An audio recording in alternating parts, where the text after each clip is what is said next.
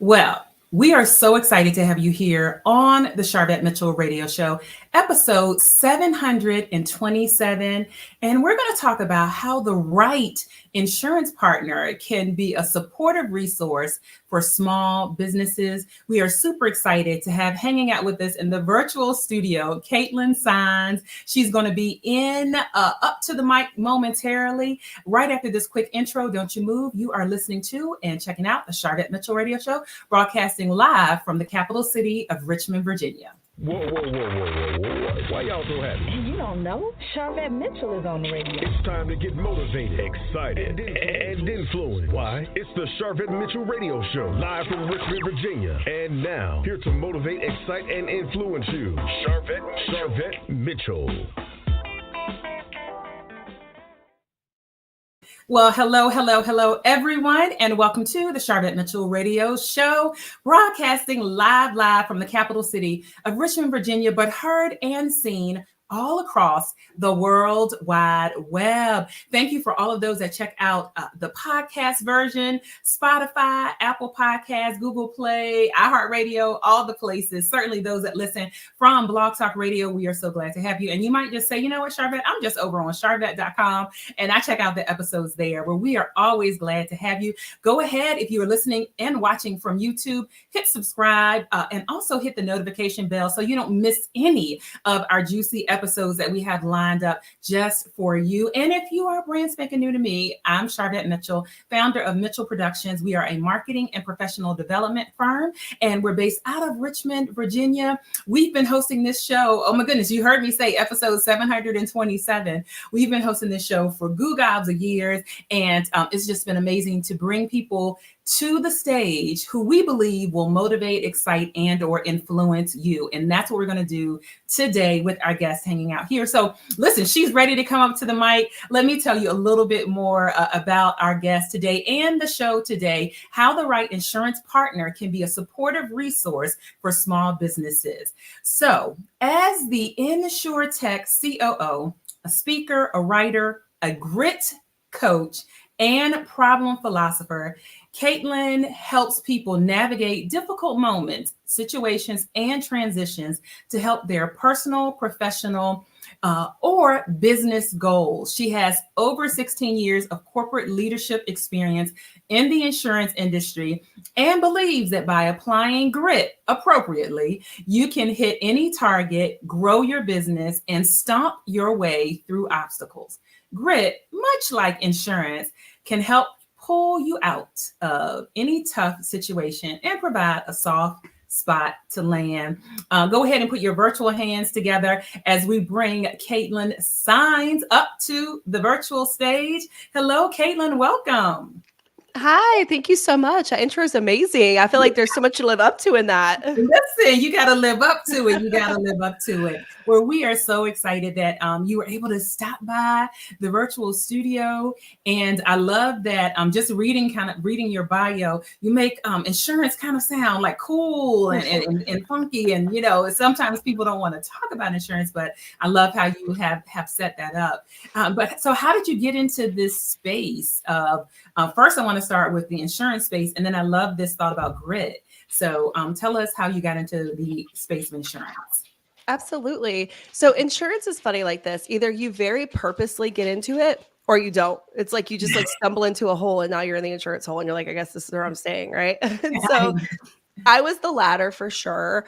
I was looking for a job. I was like 19 years old, just trying to pay bills. And there was an ad for Geico. This is like back before you could just like go on and look for jobs, right? This is like an actual newspaper ad. Like, you know what I'm saying? I don't know if any of you guys remember those, but those existed. And you'd have to like either go in and apply or do something other than just like sit behind a keyboard. So that's what I did. They had this like rigorous testing that is like so stressful. They put you in this room and they fake call you and give these little pamphlet you have to like study for 10 minutes. It's insane. And I got hired by Geico and I was a little baby service agent, just helping people with their policies. And now I'm much different. Now I'm an executive in the insurance industry. We're in technology, which is freaking amazing. And yeah, that's kind of how I ended up here. That's how it. And so we'd love to hear about InsurTech and what is really kind of like the foundation and you all's mission and all that. For sure. So InsurTech really came around with the technology, the .com boom. Yeah. I feel like I'm really aging myself with some of this stuff, right? Because you look really young, so I'm like, she's dropping these things. I'm like right on the cusp, I like to think, like I know it, but I haven't forgotten it, but I'm also cool, right? So, Yeah. And it came around because back in the day, you had to go one at a time and find coverage, or you went to like a space that there was a broker and you'd be doing like paper applications. And so in the early like 2010 and earlier is when InsurTech became a thing, where it's like, well, what if we were different? And I don't know that Geico gets its like dues here, because it was probably one of the original InsurTechs. Like Geico's website was well beyond its years when I got hired there in 2008. So Wow. Yeah. But that's kind of the start of InsurTech. And what most InsurTechs came around to do is to lean on technology to make the process of buying, managing everything with insurance easier. And so CoverHound was founded in 2010, which is like literally the era of like the original InsurTechs. So it's really cool that it's kind of got that history. Yeah. And certainly we all need insurance, everywhere across the board, insurance is needed. And this show is geared towards entrepreneurs and small business owners and the like. And so as we are diving in here and really talking about like how an insurance partner can be a supportive resource for small businesses, I think this is a great conversation because we always hear, hey, your A team. So your lawyer, your accountant, kind of different, even business managers, your banker, we hear about this A team. I'm not sure that I've heard insurance be a part of that table, be at the table. So let's talk about what insurance is for small businesses. You're right to leap. You're about to jump out of the seat right there. I'm like, insurance needs to be part of your A team. So I love that you preface that, because when you're starting a small business and you're Googling, like, what do I need? You're an entrepreneur, right? Whatever that, what do I need? What do I need? Get a lawyer, get your CPA, get set up, get your LLC. Insurance is foundationally an important aspect of your business. And when I say having the right insurance partner, it means someone who's not sitting across the table. It's someone sitting with you at the table and looking at your stuff and saying, what are the risks and how do we manage it? And that's really where grit kind of comes in a little bit too. Insurance is not fun, right? Right. Do you like your insurance? Do you sit here and be like, I'm so happy with my insurance agent? Like you might do your CPA, right? Who's like saving that tax money. You're like, I love it. But when stuff hits the fan, you're going to really hope you have insurance. Yeah. And I hate to think about it like that. I'm not like a doomsday or anything like that. Mm-hmm. But when you think about it, when catastrophe strikes, right? If you take it back to, I like to think about it like personal, home, and auto, because that's what people know a lot more about than like the business. Yeah. It's more complex. You have a car. Let's say that car is only $5,000. It's a hoopty. Okay. It's not like, which is also an old term. I don't know if people still use that. Yes, we still say hoopty. Okay, cool. That's what you got, right? And it's not a lot. It's not $5,000 is not a ton of money for a business, right? Right. And if that car is what's getting you to and from work, it's getting your kids to and from daycare, it is the only reason you're able to keep paying your bills. And something happens to that car, it breaks down, it breaks, right? Like that's when it matters. Yeah. And that's when insurance plays a role. If you're going to be like, dang, I didn't need it for 5 or 10 years, but I need it today.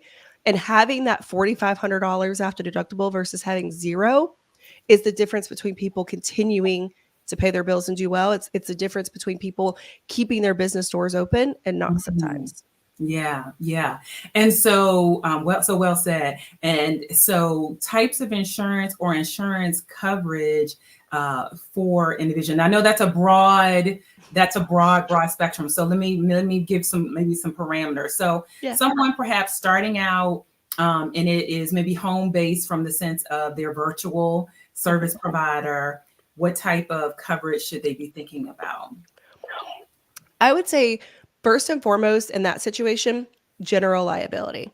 So at minimum, that's going to cover if you post something online somebody doesn't like, which, like, let's be honest, it happens, right? Yeah. It's going to cover you. You get a client, right? You're working with them. Maybe they have to come to your house for something. They injure themselves. Like your homeowners can real easy be like, that's business. That's not my problem. Okay. Yeah. So thinking about those aspects of it. And in general, I think work comp isn't discussed enough in those situations. Yeah. Again, you're an entrepreneur. You work from home. You get carpal tunnel. You can't do your graphic designs anymore. Work comp actually helps you out. It's going to help some of the medical bills. It can replace lost income. And I really hate to think always say like worst case scenario, but that's what insurance is for, is that worst case scenario. Yeah. Yeah. And so like for me, if you have work comp, you have general liability, and depending on what kind of at-home based business you are, probably a cyber liability policy, either, packaged in or separate, are the bare minimums. And I know most of you entrepreneurs don't have it because I talk to you.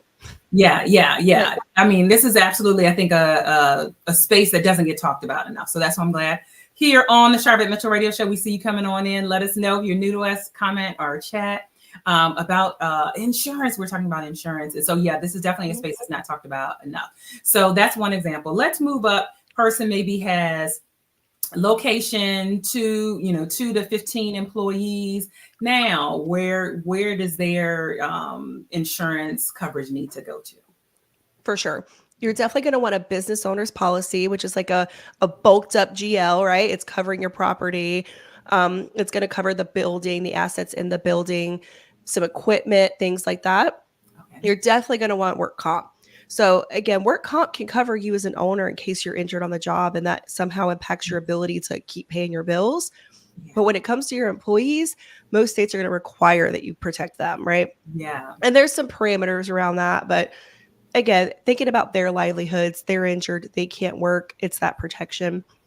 Again, depending on the type of business, I keep going back to cyber. I don't think that's talked about enough. And there's a lot of examples about like why it should be, and like companies that are having issues with cyber, United Healthcare, things like that. Excuse me, I've got a cold. So if you see me moving a cough drop, I'm just trying to work it out. No. Thank you. And so that's kind of the basics. And then from there, it can get really granular. So is it a restaurant? Are you trying to have perishables? It's very tedious for that, but that's why you need a partner who's going to sit down and really understand, like, I don't want to oversell you. I'm not trying to have you buy something you don't need. I really am not. It does not serve me. Yeah. But I am worried about you because I'm a grit coach, and grit comes into play when you're at your worst. Grit comes into play when you're in the mud and you don't know if you can get up, right? That's when grit comes in. And that's why for me, insurance is very much part of that grit structure. So, but if I don't understand your needs, I don't understand your business, then I could leave you where you think you have coverage and you don't. Yeah. Or where you have so much coverage that you're not using those assets, that liquidity, the way you could be, for my CPA peoples out there. Because you could be investing that. You could be it could go to marketing. It could go to more machinery, whatever else you need, Yeah. And from an insurance standpoint, definitely, there's always the phrase, better to have it than need it and not have it type of scenario. And so there might be people saying, well, I'm a solopreneur, or even if I'm in an office space or what have you, do I really need it? What do you say to that person? I would say if you're a business, you need it. Period. I don't care what you do. I don't care what your revenue is. The minute you sell a product, the minute you talk to a client, you need coverage, because the reality is things happen. Perfect example. So we have health insurance, very grateful for that, obviously. And I think health insurance is an easy one because most people see the value in it. It's very like tangible. But think about it when you don't have it. Mm-hmm. We were out boating with our family. We've had a boat for several years. We have a young son. He got himself into trouble and he literally almost lost his toe. Ooh. Like, I'm talking 4 stitches, broken bone. Like, scariest moment of my mother life, right? Nothing crazy, but like a door. All right, yeah. I'm not talking like the propeller or something. Yeah, no, a door. Mm-hmm. He was playing around and his foot slipped in a crack and he shut the door. Like, insane. It's hard. I know. And so I'm already stressed out. I'm worked up. I'm not good in those kind of emergencies. We're rushing to the hospital. We have an ambulance ride, 9-hour visit to the hospital, 5 doctors, orthopedic person. Like, I'm already stressed out. You think I want to be hit with that bill? Right. Like, no, I do not. That's just going to add to my problems. And I know we're going to have some of it, right? It's not going to go away. It just feels really good to have that safety net. It's really good to say, I really wish I never had to use that. It would have been great to be like, I'd rather look back on my life in 20 years, like it was a waste paying health insurance than to have that situation and have like a $23,000 bill. Yeah. And so hopefully your son is doing better, recovering well, all of that. Good. And so I love this thought of partnership. So and welcome to all those that are coming on in. You're checking out the Sharvette Mitchell radio show. And we are here with Caitlin Saenz, InsurTech COO, speaker, writer, and grit coach. And so this partnership, this insurance partner, and I love also you mentioned assets, like think about your assets. And so for small businesses, what else would an insurance partner be able to bring to the table or help a small business think about? So the big one is like the assets and risk mitigation. So where are you looking at risk and how do you manage it? And again, if you're working at home, you don't need a BOP, right? You have homeowners policy. You don't need the business owner's policy to cover your home. You've got that elsewhere. What else exists that you're not thinking about? And I think there's a lot of decisions around that. Like, hey, if you have this kind of machinery, if you're going to do roofs, that's great. But if you go above 3 stories, your insurance is going to skyrocket. How does that change your marketing plan? How does that change your target audience? Like, do you really want to be doing roofs on 3-story houses? So it's really about understanding your business. And I think, again, understanding the asset piece, but understanding like where should your target market be and where's that sweet spot to make sure that everything's affordable, happy, you know what I mean? Like it's manageable. And what kind of pricing? And I know that it varies and all of that. Is there a ballpark, a figure, ballpark ranges that you could give to maybe listeners who are saying, okay, I realize I need to get my insurance life together? So we really do work with solopreneurs, entrepreneurs, small businesses, new ventures, and we can go up to, like, depending on what you define as small, right? We can go up to a few million and still be considered a small business depending on what it is and revenue. So for that piece, it's going to be based on revenue. It's going to be based on number of, employees and how many policies you need. But let's use your first example, work from home, solopreneur, doing some stuff, maybe graphic designer, whatever, right? Consultant. Right. That's pretty affordable. That's between like $750 and $1,000 a year. That's not, to me, right? I don't want to get in your pocket, but for what for the risk management, it's worth it. If you've got 2 restaurants and what both of them have kitchens, there's fire hazards, like you're probably looking at more like for 2 restaurants, maybe $9,000. Okay. And so I think, again, if you think about the risk and the opportunity, the more opportunity you have to make more money, the more risk you have to lose it. Got it. Oh, okay. I love this. So it is attainable. It is not, for that first scenario, we're not talking $20,000. Oh, no. Right? And I get it. $750 is still a lot for solopreneurs trying to get off the ground, right? That could go to like lead acquisition or whatever else. I don't want to discount that. But again, if you think about like what you're getting on the back end and what you're protecting and how you're setting yourself up, you're also going to look more reputable, more put together. So like, very much worth it. And that pricing is over a year. So there's always options of monthly payment, quarterly, things of that nature. And I will say, if those that are listening and viewers, if you are looking, or if you have even looked in the government contracting space, a lot of the RFPs or requests for proposals specifically say that you need to have insurance coverage, and they will list in there the type of insurance. So that space is, if you are in the RFP, government contracting space, or moving that way, almost all the RFPs are saying there's an insurance that you need to have. Y'all done any work in that space or had to respond or help people kind of turn over paperwork? Oh, we're always just send us your contract. It's easier. We can match, you know what I mean? Like, even if you go online and get a website, we're like, do you have a contract requirement? Like, yes or no? Like, great, send it. Like, let's go ahead and get that out of the way. Cause we want to make sure that we're meeting those expectations. We want to be able to give them the documents they need. But it's not just that. Like, we're seeing any janitorial landscaper who has like a big job, all of those want proof of coverage. That contract requirement is huge now. And what's crazy is I keep going back to cyber. Most of them are also requiring cyber now, which isn't like a landscaper, right? Like not something you would think about, but because you're a vendor who has now access to their data, their contracts are requiring every vendor who has access to have their own backup because it's getting so crazy. Yeah. And even hosting events. Talk a little bit about the event space. Yeah. That's huge. So events are blowing up right now, which is like really interesting. Yeah. And there's a lot of exposure there. So I will tell you, if you're going to host an event, it's going to be a little pricey because you got to think after COVID-19, after like all of these different things, there's a lot of exposure of people getting hurt, people getting sick, something else not happening, food poisoning. It's a lot. And so when you have that many lives at risk, it is going to cost you a little bit. And so is that usually a coverage that you have to carry all year, or is that something like the hotels, you go into a hotel and they say, okay, hey, you need to have this coverage? How have you seen other clients handle that? It really varies. Like if you're going to do an event at a hotel, they're going to require certain coverage, which is more than okay. That's actually easier because the hotel's taking on a lot of risk. Like really, you're just kind of like guaranteeing some other things. But if you're, and if it's a one-time event, you can get like that one-time coverage.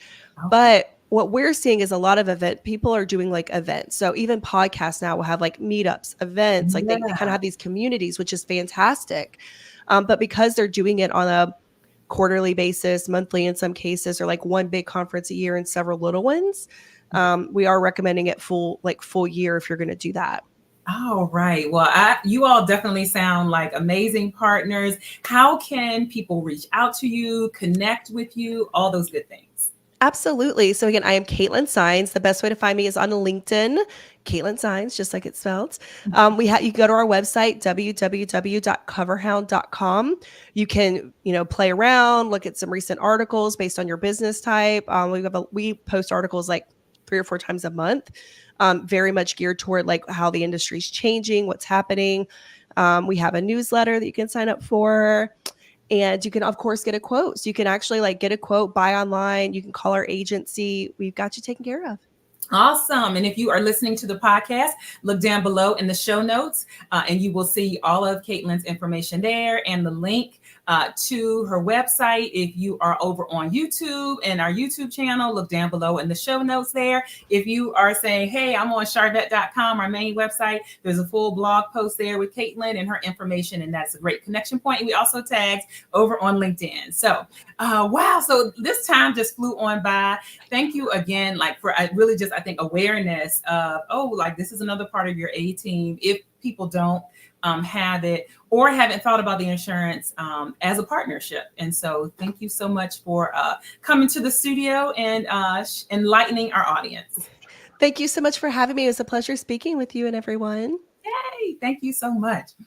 All right. It is a wrap for today. If you missed any portion or a business owner that needs to hear this, send them to Sharvette.com. That's one of the easiest places. They can get the podcast version. They can get the video version and all of that. Also, links for Caitlin are there so that you can connect there. Shout out to those that are listening in on LinkedIn. We tagged over there and our various live streaming platforms. Thank you for being here. And it's a wrap. We'll see you all later on the show.